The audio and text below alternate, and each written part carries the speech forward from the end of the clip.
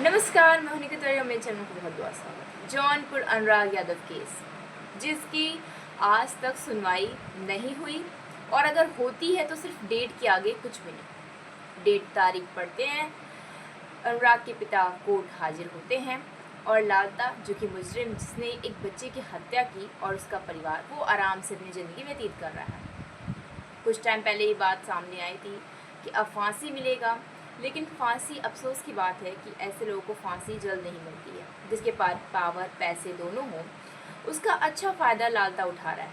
लालता के पास जो फर्जी डिग्री लेकर के उसने जो जॉब की और साथ ही उसने उस जॉब को जब रिटायरमेंट होने वाला था उसने गलत डेट ऑफ बर्थ जो भी लगाया, हेरी फेरी की, और फिर उसने उस जॉब को आगे बढ़ा दिया। साथ ही उसका बेटा जो राजेश, क्या नाम था उसके बेटे का,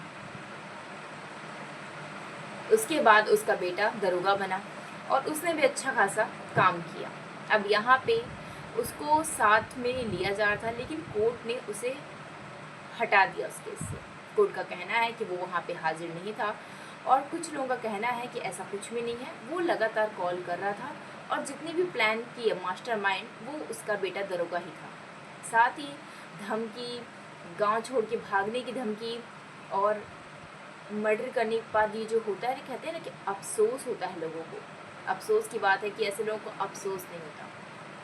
जो हत्या कर देते हैं वो सिर्फ कोर्ट के जज के आगे वो सिर्फ मासूम बने रहते हैं कि उनसे गलती हो गई, लेकिन जब वो बाहर आते हैं तो उनका असली चेहरा दिख जाता है। इतना करने के बावजूद धमकियाँ देना उन्होंने बंद नहीं किया।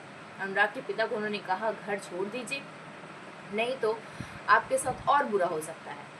लेकिन एक पिता कैसे हार माने, अपने बेटे को इंसाफ दिलाने के लिए वो बहुत सारी कोशिशें कर रहा है, लेकिन अफसोस की बात है कि उसकी कोई सुनवाई नहीं हो रही है। तारीख पे तारीख बढ़ रहे हैं और जो जितने पैसे रुपए जो भी चीज़ें हैं, नेम और फेम लोग पा लिए जिनको चाहिए था। जो इस केस में रिलेटेड हैं या जो इस केस में दाखिल होते हैं उनको ऊपर भी कोई ना कोई इल्ज़ाम लगा करके उन्हें भी जेल भेज दिया जाता है। इसमें अभी क्या राय है आप मुझे कमेंट में जरूर बताइएगा और मेरे चैनल को लाइक और सब्सक्राइब करना मत भूलिएगा।